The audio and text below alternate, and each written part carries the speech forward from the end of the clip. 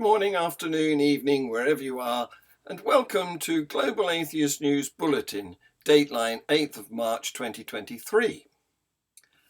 Death threats sent to pupils who damaged a copy of the Quran at a school have been condemned by an education minister as totally unacceptable. West Yorkshire Police said officers had spoken to a child alleged to have made threats and given words of advice.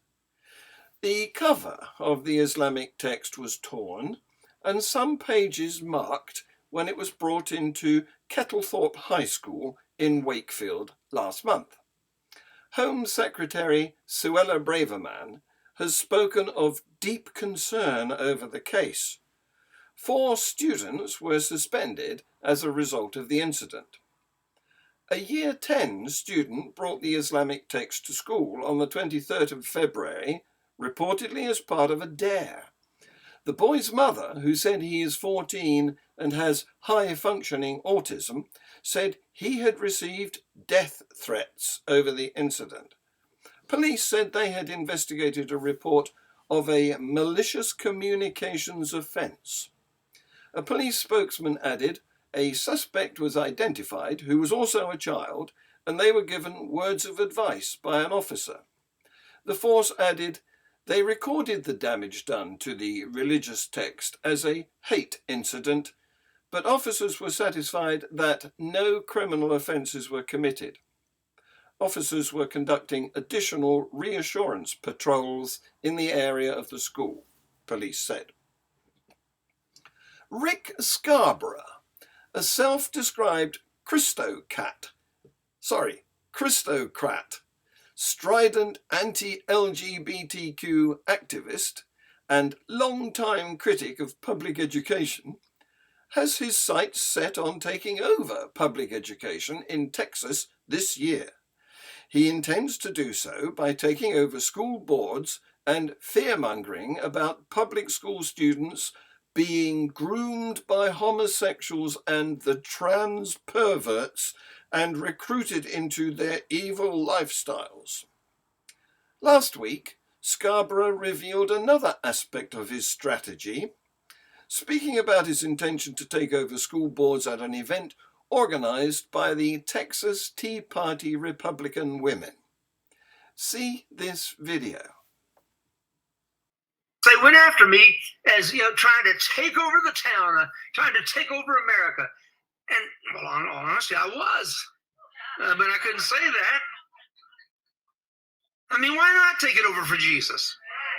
68% of the teachers in Texas by poll, I think it's 68, I wrote it down, now believe that the LGBTQ agenda should be taught and embraced.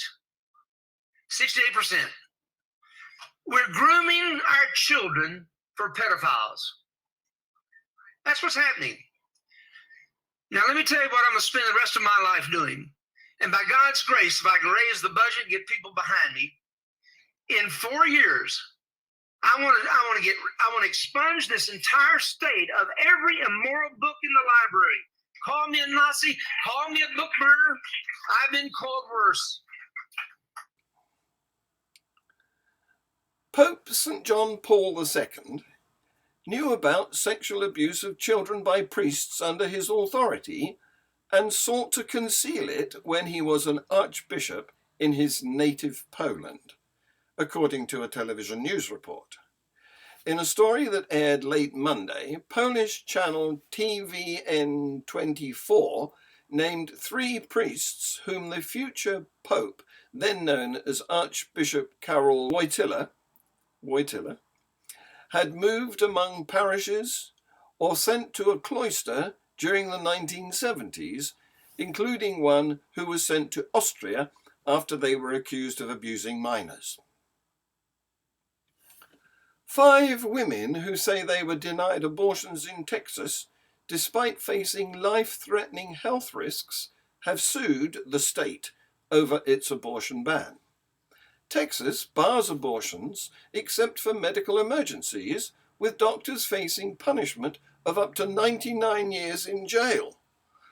According to the lawsuit, doctors are refusing the procedure even in extreme cases out of fear of prosecution. In a statement, the Office of Attorney General Ken Paxton said he would enforce the laws of the state.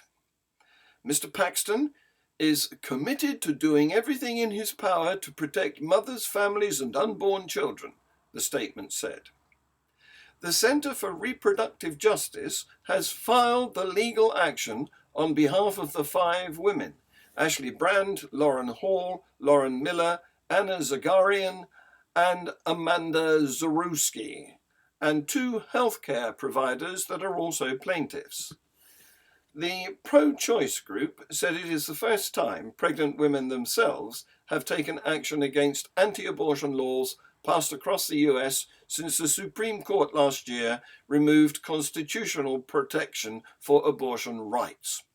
It is now dangerous to be pregnant in Texas, said Nancy Northrup, the center's president, on Tuesday. See this video. Doctors explained to me how amniotic fluid is so important to the development of the baby's organs up until around 24 weeks, but that was more than a month away. And they said, even with the best neonatal intensive care, a fetus cannot survive outside the womb at 19 weeks. My heart broke into a million pieces. Excuse me. I didn't even know a pain like that could exist until that moment. My husband and I received the harrowing news that I had dilated prematurely due to a condition known as cervical insufficiency. Soon after, my membranes ruptured and we were told by multiple doctors that the loss of our daughter was inevitable. My healthcare team was anguished as they explained there was nothing they could do because of Texas's anti-abortion laws, the latest of which, by the way, had taken effect 2 days after my water broke. It meant that even though we would, with complete certainty, lose Willow, my doctor could not intervene as long as her heart was beating or until I was sick enough for the ethics board at the hospital to consider my life at risk and permit the standard health care I needed at that point, an abortion. I cannot adequately put into words the trauma and despair that comes with waiting to either lose your own life, your child's life, or both. For days, I was locked in this bizarre and avoidable hell. The preventable harm inflicted on me will medically make it harder than it already was for me to get pregnant again. The barbaric restrictions our lawmakers have passed are having real life implications on real people.